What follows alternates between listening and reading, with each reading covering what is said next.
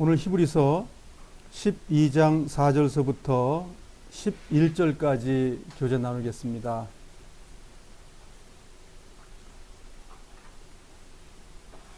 (4절서부터) (6절까지) 같이 읽겠습니다. 자, 찾으셨으면 함께 읽겠습니다. 시작. 여러분은 죄에 맞서 싸우고 있지만 아직 죽을 정도까지 싸워보지는 않았습니다. 여러분은 하나님께서 그의 아들을 격려하시듯이 말씀해 주신 것을 잊었습니까? 내 아들아, 주의 훈계를 가볍게 여기지 말고 주께서 너를 꾸짖으실 때 낙심하지 말라. 주님께서는 사랑하는 자에게 벌을 주시고 그의 아들로 받아들인 자들을 책찍질 하신다. 예. 잠언의 3장 11절 12절에 있는 말씀을 인용한 겁니다. 이 말씀을 히브리서 저자께서 설교를 하시는 내용, 설교문입니다. 우리가 배우는 것이. 그러면 설교문을 우리가 묵상하는 거죠.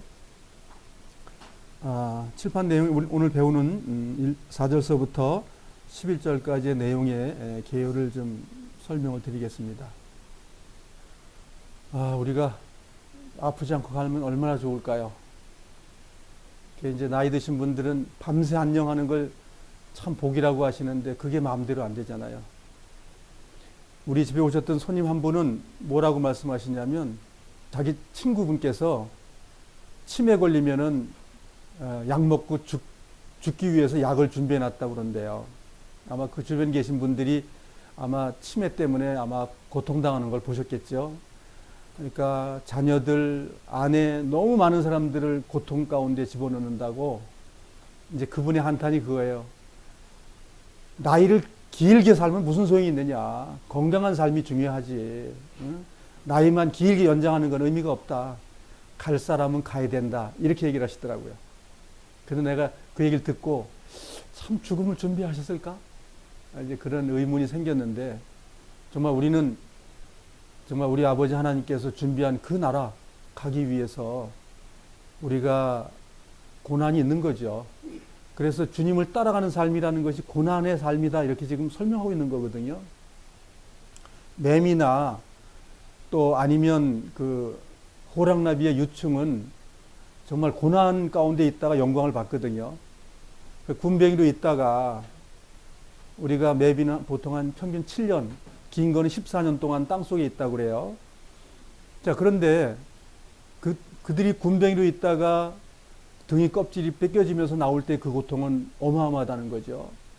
또 호랑나비 유충이 그 꾸물꾸물대는 그러한 그 유충이 징그럽고, 그런데 그것이 어느 날 시간이 되고 나면 등이 꼬치를 틀어서 등이 터지면서 거기서 아름다운 제2의 다른 생명, 정말 종전에 보지 못했던 그 아름다운 그 꽃을 찾아가고 꿀을 따먹는 이제 그러한 그 새로운 생명으로 우리가 태어나는 걸 하나님께서 우리에게 보여주는 것입니다. 그러니까 우리가 이 땅에 사는 것을 육신의 행복의 조건으로 사는 것이 아니라 이 땅에 살면서 그 무한한 하나님의 영광을 가기 위한 수단으로 우리가 잎을 갉아먹고 그러한 고통의 시간을 감내한다는 것으로 이해하면 우리 마음이 조금 가볍지 않을까, 이렇게 생각이 듭니다. 우리는 언제든지 늙습니다. 그것이 시간과 공간이 주어졌다는 뜻입니다. 시간과 공간. 그것은 저주의 산물입니다. 시간이 가는 건 좋은 것이 아니에요. 시간이 어느 날 정지되게 해주시는 것. 그게 무슨 나라지요? 하나님의 나라. 하나님이 우리에게 예비한 나라. 영광의 면류관. 그겁니다. 그래서 우리가 그 나라를 소망해야 됩니다. 우리 젊은 사람들은 그게 잘 이해 안 되겠지만 인생을 많이 사신 분들은 그 나라를 소망하게 됩니다. 왜? 육신적으로 많은 힘과 어려움이 있기 때문에. 지난주에 배운 내용이 뭐냐면 그런 거잖아요. 예수님을 닮자. 그거였어요. 그럼 어떻게 닮을 거야? 이제 그걸 이제 히브리서 저자가 말하고 있는 겁니다. 그래서 오늘 어떻게 닮아가야 되는 내용을 첫 번째 설명하는 내용이에요. 예수님은 그렇게 가셨지만 우리는 이렇게 가야 됩니다라고 얘기하는 거예요. 자, 이게 5번째 경고입니다. 5번째 말하자면 문제를 이제 해결하는 거예요. 5고개째 이거 고개를 넘어가면 이제 그 나라에 들어가는 거예요. 구원받았다? 그건 1번이었어요. 1번을 넘어갔기 때문에 5개째 다 넘어간다. 그렇게 성경은 말하고 있지 않아요. 구원과 안식은 1번이에요. 1번. 그거 가지고는 못 가요. 그 나라에. 아, 나 주님 영접했습니다. 주님 죄사함 다 가져가서 감사합니다. 아멘. 그 다음에 돌아가서 또 죄죠. 죄에서 용서해주고 또 죄를 져. 그런 걸 해결해야 될 일이 그래서 5고개가 우리에게 있는 거예요. 5고개의 시험의 때를 통과해야 그 나라에 들어가는 거예요. 근데 많은 사이비 종교 집단과 엉터리 같은 교사들이 뭐라고 말하냐면 구원받았으면 다 됐습니다. 예수님은 끝까지 견디고 끝까지 지켜라. 히브리서 저자는 뭐라고 말해요? 5가지 고개의 경고를 잘 이겨내면 그 나라에 들어간다. 이렇게 말했어요. 지금 우리가 많은 경고를 우리가 배웠습니다. 마지막 경고가 뭐지요? 거룩하지 아니하면 그 나라에 못 들어갑니다. 주님이 거룩한 것처럼 우리도 거룩해야 됩니다. 지금 5가지 질문지 중에 제일 어려운 질문입니다. 맨 처음에 주님이 죄 용서해 줬습니다. 저는 내가 한 것도 없는데 죄가 다 없어져 버렸어. 죄 용서진 사람은 넓은 길로 가지 말고 좁은 길로 가십시오. 이렇게 돼 있어요. 아, 그 길은 어려운 길이에요. 그건 구도자로서 어려운 길을 가게 돼 있다고요. 그런데 그 길을 안 가면서도 구원받는다는 거예요. 그래서 그렇지 않다는 성경을 우리가 배우는 겁니다. 그렇지 않다. 예수님도 그렇게 가셨는데 어떻게 구원이 하루아침에 그냥 뿅 하고 되냐 이렇게 말하고 있는 거예요. 그래서 예수님을 닮지 않고서는 그 나라에 못 들어간다. 그렇게 말하고 있는 거예요. 자, 그래서 이제 거룩한 오늘 2번째인데, 자, 예수님의 훈계라는 말은 징계, 한문으로 말하면 징계고, 징계, 책찍을 쳐서 올바른 길로 가게 하는다. 그 말이에요. 안내한다. 그 말이에요. 훈계, 얘야, 그 길로 가지 말고 내가 지시한 대로 가라. 그 말이에요. 그게 책망이에요. 그래서 예수님은 뭐라고 말씀하시죠? 죄를 짓지 마라. 내가 너의 죄를 용서했으니까 다시는 죄를 짓지 말아라. 이렇게 예수님은 말씀하셨어요. 그런데 우리가 100% 죄 안 짓고 살게 됩니까? 죄 짓게 된다고요. 그래서 죄 짓는 문제를 성경에서는 어떻게 해결하느냐라는 걸 계속 기록해 놓은 거예요. 자, 예수님께서 훈계와 징계를 누가 받아요? 그 자녀가 잘못했을 때 야단맞지, 잘 가는데 야단쳐요? 죄 가운데 있는 사람들에게 말하는 거예요. 죄를 짓는 자, 하나님의 자녀인데 죄를 짓는 자에게 훈계를 주신다는 거예요. 죄 짓는 사람은 다 훈계받는 건가? 당연하죠. 그 죄를 아들로서 죄를 짓게 됐을 때 아버지의 훈계와 징계가 있음으로써 고침을 받고 그 다음에 나오는 거지 뭐죠? 영생과 평안의 삶이 든다. 요게 신앙생활이죠. 천국 간다는 말이 아닙니다. 요런 삶이 신앙생활이다라고 말하는 거예요. 예수님께서 하나님 말씀을 가지고 살아가신 것처럼 우리도 예수님의 징계를 통해서 고침을 받고 영생과 평안의 삶이 날마다 유지되는 것. 즉, 예를 들어서 내가 죄를 범했어요. 그런데 주님의 징계를 통해서 죄 씻음을 받게 되는 경험을 하게 돼요. 자, 그렇게 되면 그 다음에 아이고 슬플까요? 아이고 난 또 죄 짓까 봐 겁난다. 그렇게 할까요? 그렇게 안 하죠? 뭐가 되죠? 내 부족한 것을 또 짊어지셨구나. 정말 감사하다. 내가 이제 이 불편하고 부족하지만 정말 최선을 다해서 하나님의 은혜 가운데 그 믿음을 통해 살아가려고 주님께 나아가야지. 라는 그 평강과 안식과 그 마음의 기쁨이 충만해지는 거죠. 그게 생명입니다. 그런 생명이 결과 영원한 생명으로 들어가는 거죠. 그래서 믿음이 있노라 하고 그 삶 속에 거룩한 행위가 없으면 거짓말이다 그 말이에요. 우리가 정말 눈을 뜨고 살아가는 그 24시간 속에 거룩함이 완전히 다 이루어진다면 얼마나 좋을까요? 그게 안 돼요. 성경에 그게 안 된다고 기록한 거예요. 그래서 뭐라고 그래요?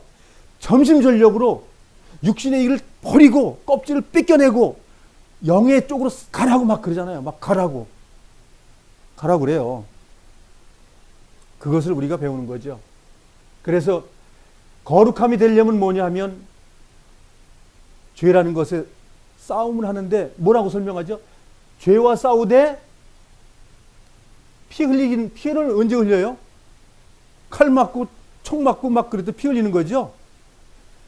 생명을 버리는 데까지 싸워라. 이게 뭐 순교라는 말이죠. 순교. 예수님이 내 죄사함을 받게 해줬으니까 나는 죄를 안 짓기 위해서 목숨까지 버리겠다 그 말이에요. 근데 예수님이 그렇게 하셨다는 거예요. 그렇게 하신 것처럼 우리 하나님의 자녀들은 피 흘리는 데까지 싸우라는 거예요. 이 명령이 가벼워요? 가볍지 않습니다. 이 명령은 굉장히 무거운 거예요. 예수를 믿었다? 생명을 내놓고 죄와 싸워라 그 말이에요. 아, 참 어려운 말입니다, 이 말. 그런데 이 싸움에서 장수가 누구라고 그러죠, 성경은? 구약에서 자기가 나와서 칼싸움하고 창 찌르고 활 쐈나요? 앞에 가신 분이 먼저 싸워주시고 그 싸움이 내 거와 하는 사람들, 그게 신앙인이에요. 그러니까 우리는 우리의 싸움이 아니라는 걸 아셔야 돼요. 하나님께서 싸워주신 그 승리를 가져오는 자가 신앙인이고 그분이 거룩함이에요. 그래서 예수의 피밖에 없네. 그걸 아는 그리스도인 죄를 막 지을까요? 죄 잘 안 짓습니다. 실수하게 되면 무릎을 꿇고 주님께 나아가고 용서를 빌고 부족한 것을 주님께 아뢰고 그래서 기도하는 시간이 많아지는 거예요. 5절에서 6절은 주님이 사랑하는 자라면 하나님의 자녀라면 징계, 훈계를 꼭 하신다 그 얘기예요. 그 책찍질 했을 때 우리가 결국은 영생과 평안의 삶이 내 삶 속에 일어난다는 거죠. 죄 때문에 두려워하는 것이 아니라 주님이 책찍으로서 맞고 십자가의 짐으로 죄가 해결된 것을 보고 감사함을 누린다 그에게 마음에. 앞에 가신 분을 우리가 누리는 거예요. 내가 하는 게 아니라 아 주님 다 해줬으니까 아 나 또 죄 져야 되겠다. 그건 주님 바라보는 사람이 아니죠. 그 사람은 주님을 능멸한다고 우리 지난번에 배웠죠. 십자가를 짓밟는 사람을 어떻게 한다고요? 2번 다신 그에게는 십자가의 은혜가 없다. 이렇게 배웠습니다. 우리가. 7절에서 8절은 만일 훈계, 즉 징계가 없다면 진짜 아들이 아니다. 무슨 뜻인지요 이게요? 길 가는 사람도 자동차 들이받치던데 그런 의미를 말하는 게 아니에요. 우리는 훈계를 받을 수밖에 없는 실수를 하는 사람들이다 그 얘기예요. 실수를 했는데도 불구하고 회개가 안 되고 훈계를 받지 못했다 그러면 그건 하나님의 자녀가 아니라는 거예요. 계속 그 일을 해? 주님의 징계를 받으면서 또 해? 그건 참 아들이 아닙니다. 선언하는 거예요. 즉 내가 잘못된 것을 말씀을 통해 가지고 경고를 받았으면 버리는 삶이 있어야 되고 회개의 삶이 있어야 된다는 거예요. 그렇지 않은 사람도 우리 많이 봤습니다. 죄를 먹고 마시고 누리는 사람 너무 많이 봤습니다. 그런 사람들은 참 아들이 아니기 때문에 어딜 가요? 버려지는 거예요. 음부에 들어가는 거예요. 그래서 9절 10절은 뭐예요? 주님의 훈계를 받으면 뭐가 된다고요? 생명을 받는다. 그러니까 요 4절을 이렇게 나머지가 설명하는 내용을 하는 겁니다. 지금 죄와 싸우는 그 피 흘리기까지를 싸워야 되는 일이 뭐냐면 주님의 훈계 안에 들어가 있으면 된다 그 말이에요. 지금 이 내용 자체가. 그러니까 우리가 거룩해라 그러면 내가 어떻게 거룩하지? 가만히 있어. 내가 거룩히 살자. 움직이지도 말고 나가면 죄 짓고 이쁜 여자 자꾸 보이니까. 그게 아니라는 거죠. 성경은 그렇게 말해요. 죄 짓는 일이 나타났을 때 이기는 그걸 주님 원하시는 거예요. 내 앞에 나타나는 모든 이런 것에 대해서 수용하라 그 얘기예요. 왜? 하나님 허락했으니까. 허리가 아프고 목이 아프고 팔이 아프고 이 뭐예요? 다 징계입니다. 죄로부터 오는 징계가 아니라 이 세상 자체가 죄예요. 이 세상 자체가 죄라고. 이 세상 자체가 사탄의 세력이고 사탄의 왕국이에요. 이 왕국에서 우리가 불가분 몸을 벗기 바라서 우리가 발버둥 치고 있는 거예요 지금. 매미와 호랑나비 유충이 그 껍질을 벗기고 나가려고 하는 그 힘을 우리가 발휘하고 있는 거다 그 얘기예요. 어? 그래서 주님께서 훈계를 해주신다는 거 기뻐하라는 겁니다. 이 땅에 사는 모든 어려움, 신앙인에게는 하나님이 허락했다고 믿으면 감사한 영생의 생명이 있는 거예요. 경제적으로 어렵습니까? 육신적으로 잘 되는 일이 없습니까? 하나님의 자녀는 틀림없습니까? 그렇다면 주님의 훈계 안에 들어있는 거예요. 그러면 뭘 나타낼 수 있냐? 그리스도의 믿음으로 우리의 삶을 나타낼 수 있는 겁니다. 그런데 예수 믿었더니 왜 이렇게 되는 게 없어? 그 사람은 뭐지요? 주님의 훈계를 모르는 거예요. 그래서 훈계를 받으면 영생을 받게 되는데 이 모든 훈계가 왜 필요하냐? 죄 때문에 그런 일이 벌어진다. 이거 죄 때문에. 죄 때문이라는 거예요. 이건. 그러니까 주님이 죄를 사하기 위해서 오신 거예요. 영생을 주려고 온 게 아니라 죄를 사한 것 결과 때문에 영생을 얻어요. 그런데 영생만 따먹고 죄는 막 짓는 거예요. 그건 구원을 잘 모르는 거예요. 그래서 우리 구원에 대해서 굉장히 지금 많은 말을 하고 있는 거잖아요. 엉터리 같은 구원 때문에 다 그 사람들 지옥 갑니다. 성경에서 말하는 구원이 아니기 때문에 그건 자기들이 좋아서 만든 구원이죠. 하나님의 구원 사역은 그렇게 설계 안 돼 있다는 거예요. 지금 이걸 보더라도 구원받으면 천국 가요? 여기다 대입을 시켜보세요. 말 맞아요? 구원 받았기 때문에 천국 가요? 구원받으면 죄와 싸워서 죽기까지 해 천국 간대요. 이렇게 써 있다고 지금. 그런데 많은 분들은 뭐라고 말하냐 이거예요. 캐세라 세라. 될 대로 되라. 즐기자 이 말이에요. 될 대로 되라. 아, 좋은 게 좋은 거지. 아, 행복해. 죽고 살기를 행복해. 그건 주님의 징계가 없는 사람이요. 우리는 늘 주님의 훈계 속에 있을 때 기쁨이 있는 것. 자, 그래서 자, 오늘 배우는 거의 마지막에 결국 항상 마지막에 결론이 나오잖아. 이렇게 결론이. 자, 결론이 뭐예요? 훈계의 고통으로 거룩한 삶과 평안으로 인도된다. 그러니까 이게 없으면 뭐예요? 그야말로 사생자예요, 사생자. 참 아들 아니라니까요. 이 참 아들 아니라는 표현이 뭐냐면 종놈의 아들, 의로운 아들 이런 개념이에요. 진짜 아들 아니라는 거예요. 아들의 무늬가 있는 사람. 그러니까 훈계가 있다고 하는 것이 생명이 있다는 뜻이에요. 그 생명이 있다고 말하는 건 무슨 얘기냐면 이것이 하나님께로 왔다고 인정한다 그 말이에요. 아, 재수 없어가지고 차들이 받았네? 재수 없어가지고 내가 차를 남을 받아버렸는데 그것이 아니고 우리 신앙적인 삶 속에 그러한 훈계받을 일을 쭉 펼쳐놓으셨다 하나님께서. 그걸 믿는 사람들, 그 사람들이 거룩한 사람이에요.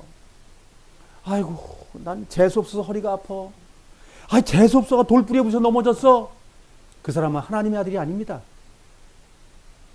경제적으로 어려움이 있어. 아내와 자녀들이 다툼에 있어요. 그건 환난입니다. 그 환난을 어떻게 하라고요? 주님의 믿음으로 죽기까지 싸우라는 거예요. 죽기까지. 우리는 싸우지도 않아. 근데 이 싸움을 어떻게 해준다고요? 주님께 전신갑주를 입고 싸우라. 그러니까 전신갑주는 누구예요? 예수 그리스도. 그분의 옷을 입어야 된다고 성경은 말하고 있어요. 에베소서를 보겠지만 싸움을 어떻게 싸운다고요? 영적 싸움이라는 거예요. 영적이라는 뜻이 뭐죠?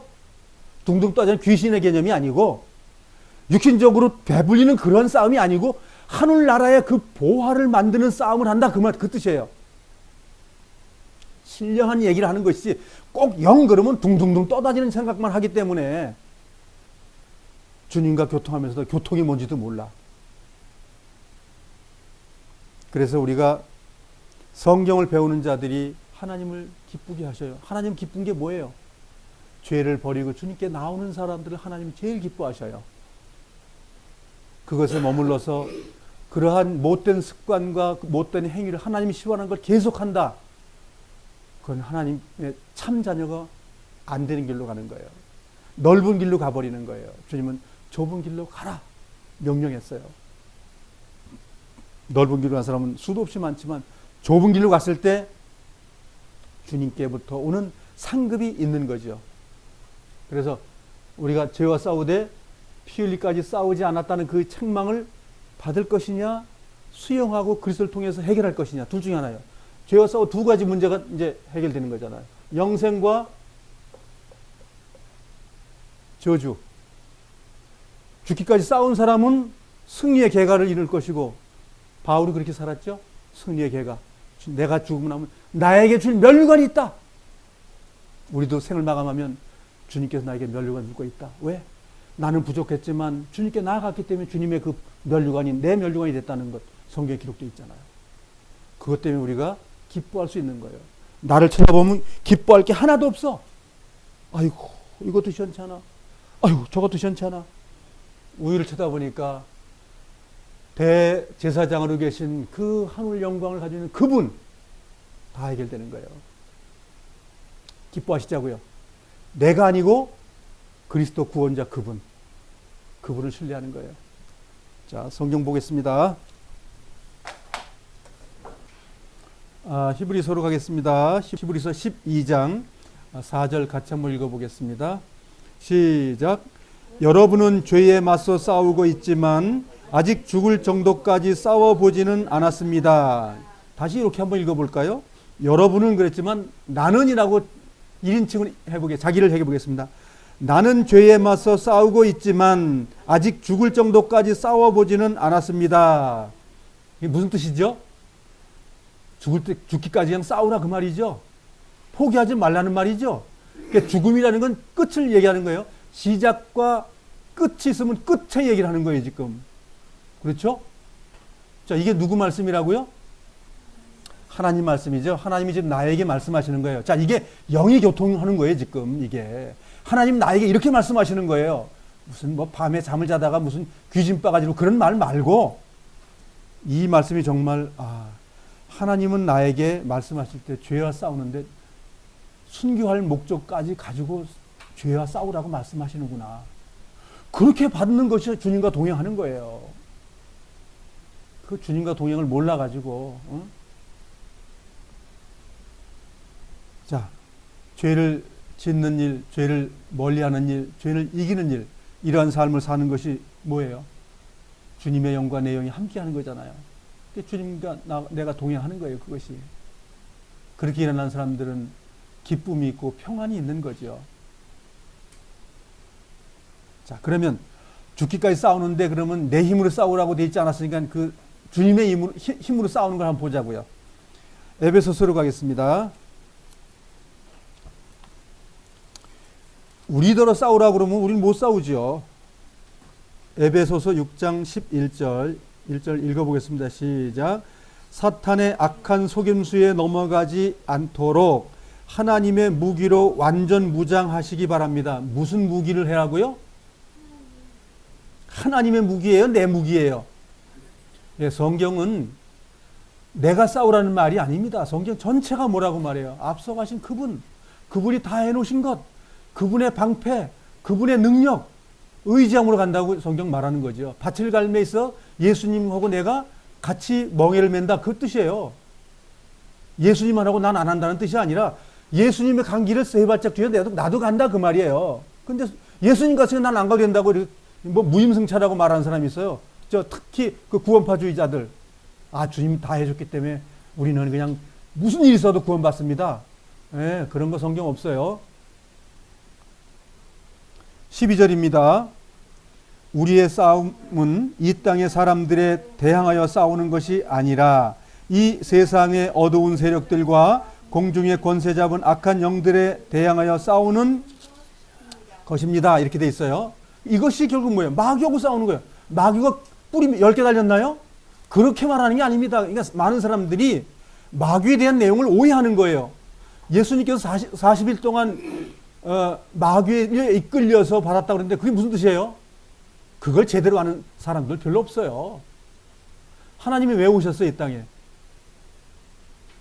마귀의 땅에서 하나님의 땅을 심는 거죠. 생명나무를 심는 거죠. 선악과 나무 속에다 하나님의 생명과 나무를 하나 심는 장면이에요, 그게. 온통 무슨 나무예요? 선악과 나무요. 이 세상 모두 전체가 시공간 속에 있는 것이 뭐예요? 선악과예요, 선악과. 그걸 다시 표현하면 뭐예요? 마귀 나라, 악한 마귀의 권세, 악한 영들. 그러니까 영이 따로 있다는 그런 말이 아니에요. 저 마귀 놈이 와서 뭘 했다는 그런 말이 아니에요.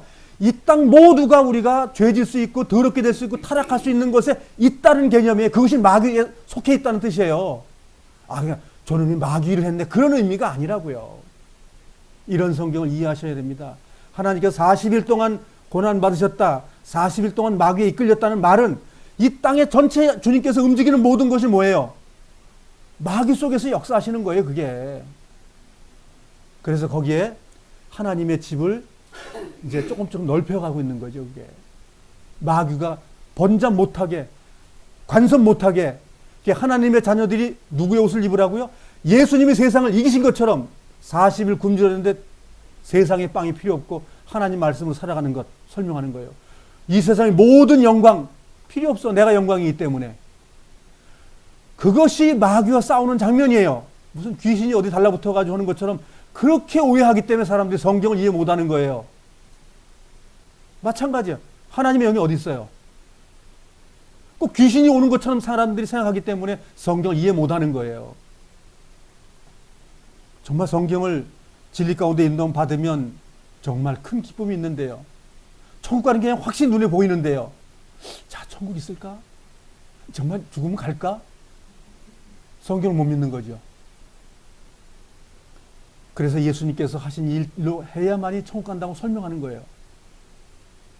자, 그러니까 누구의 무기의 옷을 입으라고요?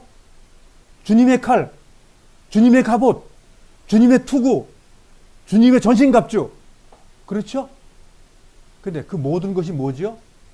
주님의 승리의 계가의 옷. 그 옷을 입는 거예요, 그 옷. 그런데 그 옷을 입었는데 죄를 짓고 다녀요? 그럼 그 옷 벗은 거예요. 옷 벗은 거라고. 그럼 마귀가 화살을 쏴가지고 푹 찔리는 거죠. 화전에 푹 뚫리는 거죠. 그래서 우리는 혹시 갑옷이 벗어질까봐 걱정하는 사람들이어야 된다고요. 그래서 그 주님께서 우리를 계속 물어보는 거예요. 야, 투구 벗지 마. 너 마귀가 네 머릿속에다 이상한 거 집어넣는다니까. 너 가슴에 뜨거운 가슴, 그 열심이라는 걸 마귀로 한테 주면 안 되는 거야. 하나님께로 줘야지. 가슴에 흉배를 꼭 가지고 있어. 그렇게 말씀하시잖아요. 손 절대 놓지 마. 그 손에 주님의 말씀의 칼을 꼭 잡고 휘둘러. 그렇게 말하잖아요. 그래서 우리의 이김이 우리 것이 아니라 주님 때문에 이겨진다는 것을 우리가 깨닫는다면 안식할 수 있는 거예요. 13절 같이 한번 읽어보겠습니다. 시작. 하나님의 전신갑주가 필요한 이유가 여기 있습니다. 자, 그 옷을 꼭 입어야 되는 이유가 뭐냐 하면 이거죠. 그것은 악한 날에 쓰러지지 않고 싸움이 끝난 후에도 굳건히 서기 위해서입니다. 싸움 끝났죠? 게임 아웃입니다. 내가 아니고 예수 그리스도의 갑옷이 나를 의의 길로 인도한다는 것. 이것이 은혜입니다. 이것이. 어떤 사람은 박장근이는 거룩해지니까 지가 싸워야 된다고 그런 거짓부렁. 내가 누누이 그리스도를 옷 입고 거룩한 삶을 살아야 된다고 말해도 그 주님은 빼버리고 나서 박장근이가 그렇게 말한다고 거짓부렁 해버리니까 그런 사람들이 주님의 나라에 들어가기 힘듭니다. 나는 그리스도를 증명했지 우리 육신의 더러운 걸 증명해서 천국 간다고 말하지 않았습니다. 많은 사람들이 성경도 오해하고 내 말도 오해하고 있는 거예요. 그래서 이러한 주님의 말씀을 이게 어렵습니까? 말이? 아주 쉬운 말이에요. 근데 이 글을 읽었다고 그래서 그렇게 천국 가는 거예요? 그게 아니고 그렇게 살라는 말이잖아요. 행위를 얘기하는 거잖아요. 행위. 너 전신과 옷을 입고 살았으면 죄 안 짓는다 그 말인데 죄 졌으면 뭐예요? 갑옷이 뚫린 거예요. 성경은 갑옷을 꿰매는 삶을 사는 것이 신앙이다 이렇게 말하고 있는 거예요. 그게 돌아보는 것이고 회개하는 거예요. 그것이 갑옷 뚫어지는 것을 꿰매는 거예요. 14절 같이 읽어보겠습니다. 이제 여러분은 굳게 서서 진리의 허리띠를 띠고 가슴에 의의 흉배를 붙이십시오. 다 이거 주님이 하신 거 아닙니까 이거? 15절 발에는 평화의 복음을 전할 신을 신으십시오. 뭐 이렇게 말이니까 복음, 예수 천국, 예수 불신 지옥 그거 하라는 말이 아닙니다. 걸어간다는 말은 내 시간을 엔조이하고 시간 자체를 정리한다는 말입니다. 걸어간다 그러면 무슨 뭐 100km, 200km 걸어가는 것, 뭐 100km 후에 있는 무슨 어떤 사람 예수 천국이라는 해야 천국 가는 그걸 얘기한다고 생각하는 거예요. 아니에요. 그거는 주님은 나를 얘기하는 거예요. 지금 나를 신앙 안에서 걸어가라 그 말입니다. 주님과 동행하라 그 말입니다. 뭐 어디 가기는 뭘 어디 가요 가기는. 많은 사람들이 오해하고 있는 거예요. 저것 보라고 복음 전하기. 그래서 성경은 이렇게 말했어요. 복음 전하는 자를 하나님께서 임명한다고 그랬어요. 다 임명받은 것처럼 마귀가 속여놓으니까 야 예수 전하러 가자. 그 집은 엉터리 같은 말도 안 되는 집구석에 일이 되지면서도 복음 전하러 가자. 그런 엉터리 같이 말한 그리스도인들이 너무너무 많다는 거예요. 성경은 한 가족을 원하셨고 너와 내 집이 구원 얻으리라. 아브라함의 가족을 보시고 그 노아의 가정을 보고 성경에 나타나는 그 가정을 한번 보라고요. 루디아의 가정을 보고 바울의 가정을 보라 이거죠. 그 가정이 구원받은 가정들이에요. 가정을 위해서 헌신하고 그 많은 분들이 주님께 헌신하고 서로 사랑하고 위로하고 네 이웃을 내 몸까지 사랑하는 삶이 이루어진 사람들 성경에 기록 다 되어 있습니다. 그런데 그걸 우리 뒷전에 놓고 그냥 가서 뭘 해야 된다고 그러는 거예요. 그거는 마귀에게 이용당하는 거고 마귀의 영을 받은 겁니다. 그것은. 성경은 자기를 돌아보라고 됐잖아요. 자기를 돌아본 이후에 난 하나님의 자녀로서 난 잘하고 있어. 그 힘이 남아도는 바깥으로 나가라 그 얘기입니다. 자기 일도 안 하면서 바깥에 나가서 뭘 하겠다는 거예요. 성경대로 사는 그리스도인이 거룩하고 겸손하고 온유한 사람이에요. 내가 복음 전하러 가야지. 그건 교만입니다. 주님께서 해주신다 그랬는데 왜 자기가 나서냐고요. 16절입니다. 손에는 악한 자의 불화살을 막아낼 믿음의 방패를 드십시오. 17절 머리에 구원의 투구를 쓰고 하나님의 말씀인 성령의 칼을 쥐십시오. 안 쥐면 성경을 날마다 묵상하지도 않고 기도도 안 하고 그러면 돼요? 바울은 뭐라고 말했습니까? 범사에 감사하고 항상 기도하고 우리의 삶이 깨어있는 삶, 기도와 말씀 속에 충만한 삶, 회개의 삶 그런 것들이 우리를 주님의 우리 생을 마감해 주님 만날 때까지 하라는 겁니다. 그래서 그것은 이기는 것은 주님의 말씀이 칼이다 이거예요. 그 칼이 뭘 하겠다는 거예요? 죄 짓게 하는 그 가능성 있는 걸 다 잘라버린다 그 얘기예요. 그 무를 사게 되면 썩은 것이 있으면 칼로 싹 도려내죠. 과일이 썩은 게 있으면 칼로 싹 도려내죠. 과일이 과일 맛있겠다 그래가지고 그냥 그 썩은 것도 그냥 맛있다고 막 먹어요. 그런 분이 어디 계셔요? 그 썩은 것은 온 몸을 다 썩게 만드는 거죠. 그래서 사도 바울은 우리에게 이렇게 말하고 있어요. 주님의 무기를 뒤집어 써라. 주님의 무기를 사용해라. 그 말이잖아요. 그러니까 사용 안 해도 된다고? 사용 안 하는 사람이 어떤 사람입니까? 죄를 짓고 있는 사람이죠. 그래서 버리운 자가 되는 거예요. 참 아들에서 벗어나는 거예요. 주님의 이름판에서 지워지는 거예요. 절대 지워지지 않는다고요? 18절 같이 읽어보겠습니다. 시작. 성령 안에서 늘 기도하고 필요한 모든 것을 위해 간구하십시오. 언제나 준비된 마음으로 좌절하지 말고 다른 그리스도인들을 위해서도 기도하십시오. 이건 내 이웃을 내 몸과 사랑하는 얘기입니다. 그래서 우리의 이김은 하나님께로부터 온다는 겁니다. 그래서 정말 주님의 영 안에서 간구하고 기도하고 그렇게 하라고 되어 있습니다. 기도하는 걸 정말 잃지 말기를 바랍니다. 기도해야 됩니다. 그 기도는 우리를 삶을 돌이키게 하고 주님 안에 있게 하는 그 능력이 그 안에 들어 있습니다. 본문으로 가겠습니다. 자, 5절에는 잠언 3장 11절 12절에 있는 말씀을 히브리서 저자가 가지고 왔습니다. 제가 히브리서 저자라고 말하는 것은 정확하게 히브리서 글을 쓴 사람이 사도 바울인지 아볼로인지 누군지 모르기 때문에 그래요. 이것을 모르게 해준 이유가 누가 이렇게 했죠? 하나님께서 누구 이름을 썼는지를 안 밝혀주신 것 뿐이에요. 근데 그 맨 마지막 부분에 이제 그 디모데가 풀려났다는 말을 한 것을 볼 때 디모데는 그 바울의 동역자니까 바울이 썼을 것이다 이렇게 추측할 뿐이지 또 아볼로도 같이 동역을 했고 동역한 사람들이 많아요. 그러니까 누가 썼는지는 몰라요, 이거는. 근데 구약을 제일 많이 아는 사람이 아볼로가 구약 성경을 굉장히 많이 아는 교사였어요.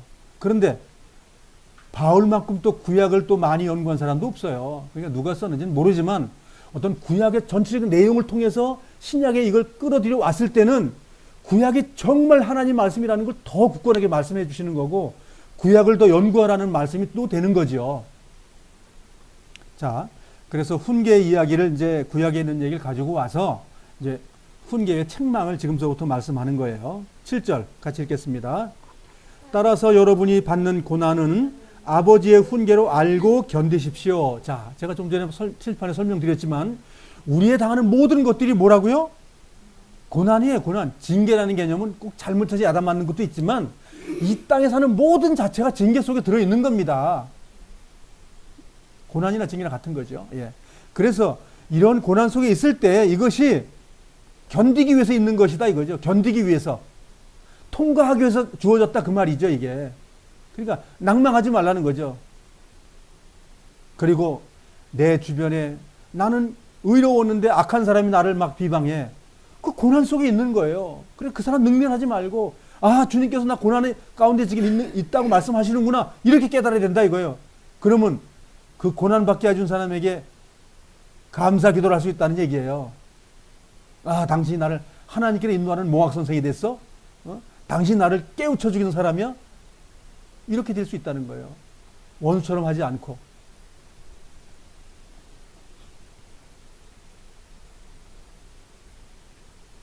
7절 후반부 하나님께서는 아버지가 자기 아들에게 벌 주듯이 여러분을 대하시는 것입니다. 자, 우리의 어려움이 있는 것은 뭐예요?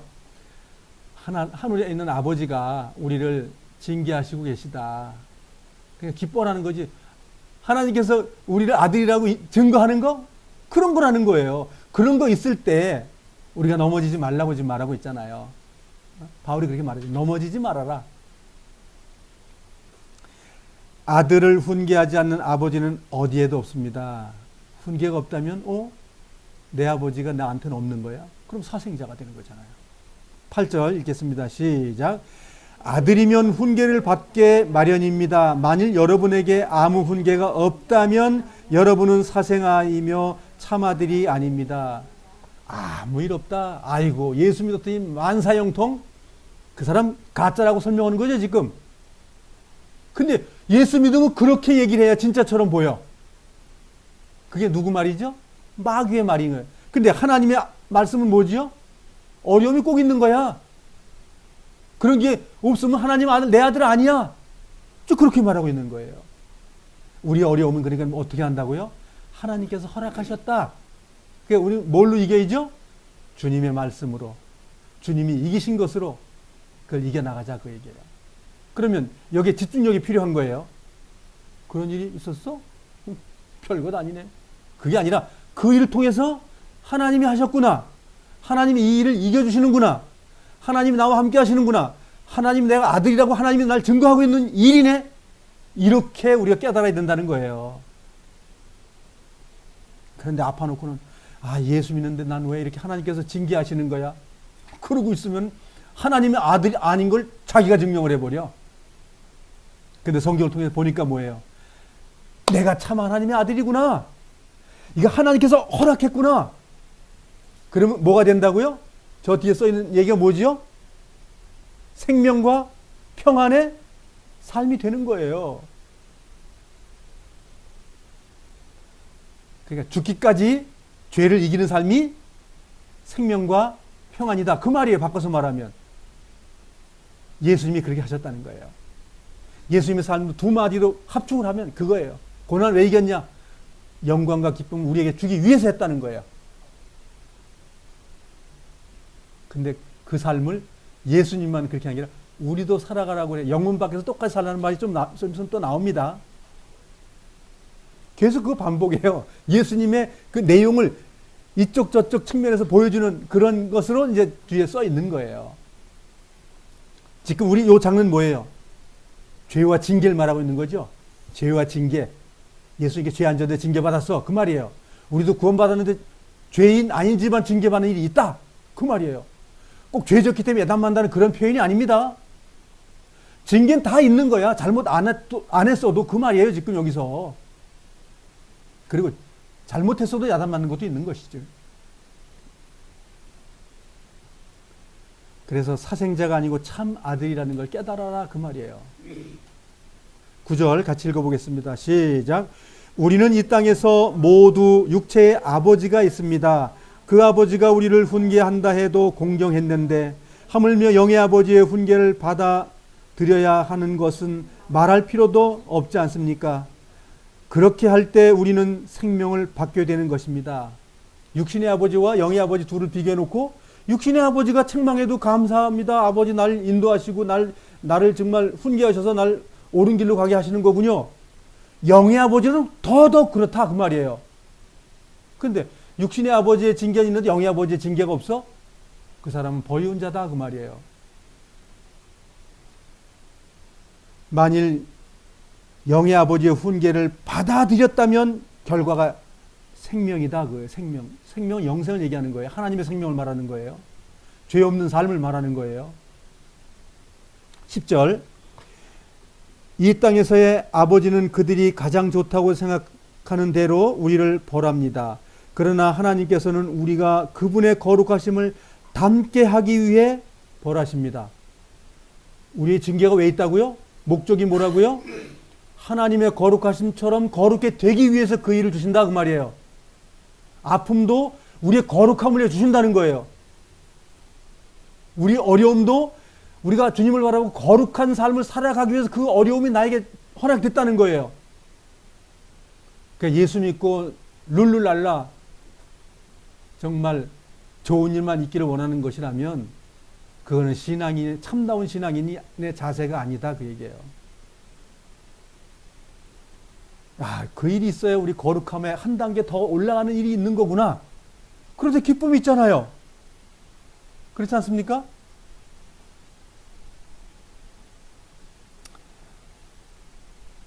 그분의 거룩함을 담기 위해서 있대요.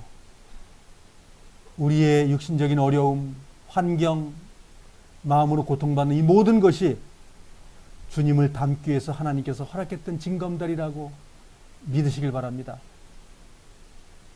그러면 주님께로부터 오는 위로와 격려가 있기 때문에 평안과 안식이 우리에게 존재하는 겁니다. 주님 담기 위해서 일어났다면 얼마나 좋은 일이냐고요. 요거 했는데 주님 좀 더 닮은 거야? 그 일 통과했더니 주님 또 좀 더 닮은 거야? 그 주님 닮아가는 연습하다가 생을 마감하게 된다니까요. 만약 우리가 죽음에 임하게 되는 그런 어려움이 있을 때 주님이 가신 일 나도 간다. 바울이 간 일 나도 간다. 베드로가 목 잘릴 때 나 간다라고 할 때 나도 간다. 그 다음에 뭐예요? 영원한 의의 옷을 입고 신령한 몸을 받는 거 빨리 가야죠. 주님께서 호흡을 끝내놓으면 영원한 의의 생명의 옷을 줍니다. 그 기쁨이 우리에게 있는 거죠. 주님을 닮아요? 기쁘지 않으세요? 그런 일을 통해서 그런 일이 없으면 무슨 뜻이에요? 그런 일이 없으면 주님 닮지 못한다. 그러니까 우리 앞에 있는 모든 일을 나쁘게 보시면 안 된다. 그게 성경은 그 말하고요. 이 모든 환난을 인내로서 이기라고 그랬지. 인내. 나쁜 거니까 원망하라는 말이 아니라 인내하고 이것이 나에게 꼭 필요했던 거다라고 하는 게 인내예요. 그게. 그렇게 하고 났더니 하늘 영광이 나에게 임한다. 그거예요. 그것도 경험하셔요? 아무 일도 없으면 그 사람에게는 그런 걸 경험할 일이 없는데 많지요? 우리 여러 가지 경험이 있지요? 로마서 6장을 잠깐 보겠습니다.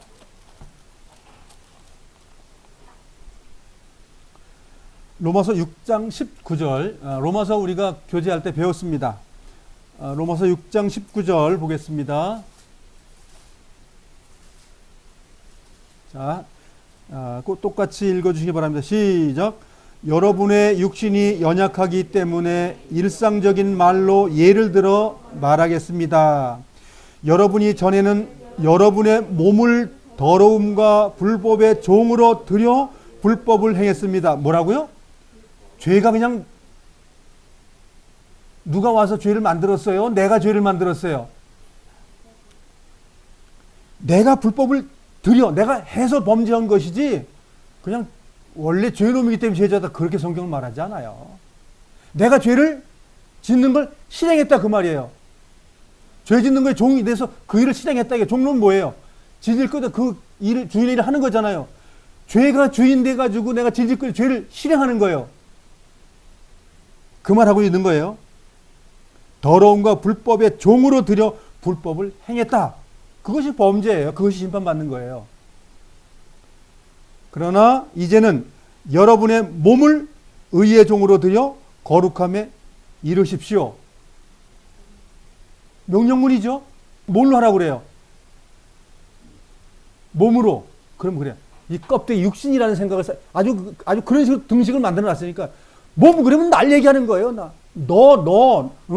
너가 거룩함의 종이 돼가지고 그 일을 하라 그 말이거든요. 이거 자꾸만 어렵게 이렇게 그런 식으로 말해서 그런데 너 하나님의 사람 아들 의의 종으로 거룩한 삶을 살아 그 말이에요.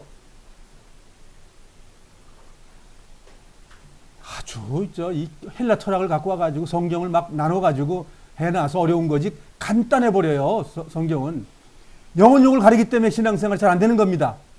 여기서 내 몸 내가 그 일을 하라 그 말입니다.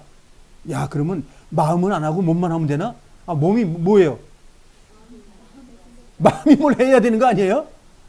성경을 아주 그런 식으로 해석을 하기 때문에 그게 세대주의와 구원파주의와 22절 읽겠습니다. 그러나 이제는 여러분이 죄에서 해방되어 하나님이 종이 되었습니다. 그리하여 거룩함에 이르는 열매를 맺고 그 일을 살았다. 이제 거룩한 삶을 살았다.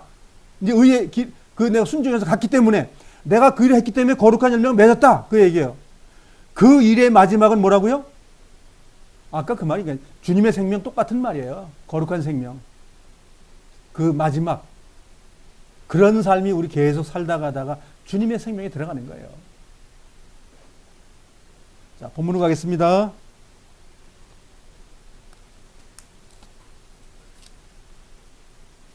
11절 읽겠습니다. 시작. 훈계를 받는 바로 그 때에는 즐거움이 없고 고통스럽습니다. 그러나 후에 그 훈계 때문에 더 나은 사람이 된다면 우리에게 평안이 있을 것입니다. 여기까지 잠깐만요.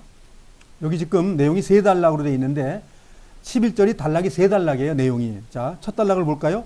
훈계를 받는 바로 그때는 즐거움이 없고 고통스럽습니다. 버스에 들이받쳐가지고 안 고통스럽지 않았어요? 안 되죠. 자, 고통스러운데 저는 뭐 버스가 왜 내 머리통을 주워박지? 근데 주님은 안 보여. 그 버스 운전기사가 왜 운전을 그따위로 하냐 이렇게 된단 말이에요. 그런데 주님은 뭐라 그래? 박순미, 내가 그 버스 기사한테 너 머리 근처로 가라고 해서 머리 딱 맞은 거야. 그렇게 깨달아졌냐 이거예요. 그렇게 깨달았으면 원망이 덜 생겨. 하나님이 나 궁밤 한 대 주셨구나. 이렇게 깨달으면 내 마음에 내가 조심해야지. 내가 주님 앞에 더 나아가야지. 내가 더 열심을 내야지. 이 일이 내 마음속에 이루어지는 거예요. 고통스럽다는 거예요. 그런데 그 고통을 재수없다고 하거나 내가 그 자리에 그 시간에 왜 있었어? 다윗이 물면 던져 돈 줬더니 땅 날아가서 빈 그 사이로 이마 사이로 똑 들어가서 꽉 막혔어요. 하나님이 조정하셨기 때문에 그렇죠. 우리의 모든 삶 속에 이 마귀의 이 통치 속에서 그것을 이용해 가지고 우리를 의의 길로 가는 회초리로 쓰고 계시다. 그걸 깨달으셔야 됩니다. 맨날 마귀 놈이 뭘 어서 와서 뭘 나한테 했다고 그렇게 생각하지 마시고 이 모든 세계에 움직이는 모든 것들이 나에게 선생이 된다 그 얘기예요. 한문에 이런 말이 있습니다. 나에게 스승이 된다고. 선악에 개우 살아. 선과 악의 모든 것들이 나에게 선생이 된다. 그게 성경 말씀입니다. 그것이. 그리 고통스럽는데 그러나 그런 그 훈계 때문에 더 나은 사람이 된다면이요. 이게 그렇지 않은 사람이 있다는 거예요. 원망과 시비가 있는 사람이 있는가 하면 그것 때문에 훈계를 받아들여 가지고 주님께서 나에게 손길입니다. 난 하나님의 아들로 나를 안내해 주고 있습니다라고 한 사람이라면 우리에게 평안이 있을 것입니다. 맞죠? 지금 여기는 죄와 책망과 어려운 모든 징계를 통틀어서 말한다면 이 땅에 있는 모든 것들이다. 그렇게 말하고 있는 거예요. 그 속에 주님은 승리하셨고 이기셨다는 거예요. 그 본을 받기 위해서 너희들도 이렇게 주님이 가신 본을 받아봐라. 그 말하고 있어요 지금. 근데 그 당장을 잘 모를 때가 있어. 이게 주님의 위로였어? 그럼 무릎 꿇고 빌어야지. 회개해야지. 주님께 나아가야죠. 그래서 우리 모든 것이 그렇게 되고 나서는 주님의 평안이 내 안에 머무는 것, 그렇게 생활하기 위해서 그 일이 나에게 있었다 그 얘기예요.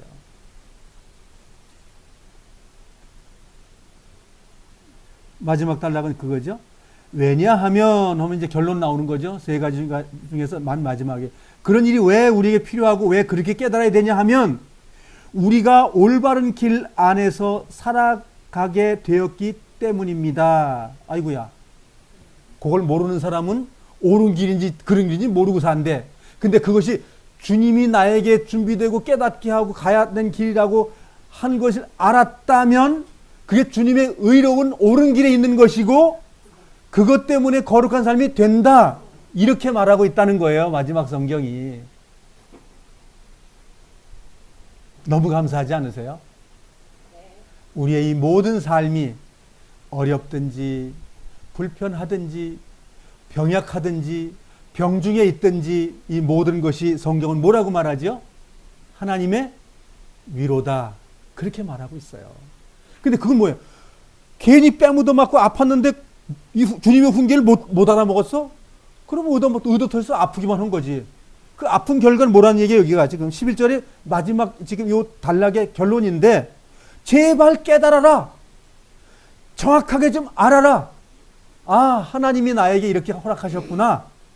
그렇게 하면 그걸 통해 가지고 힘들긴 했지만 주님의 훈계를 통해 가지고 그걸 주님의 훈계로 안 사람은 주님의 평안이 나에게 임했다. 이것을 어떻게 하라는 거예요? 날마다 경험하라는 거예요. 날마다.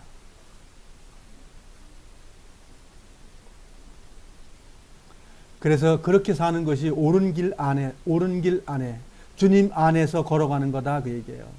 옳은 길 안에서 살아가게 되었기 때문입니다.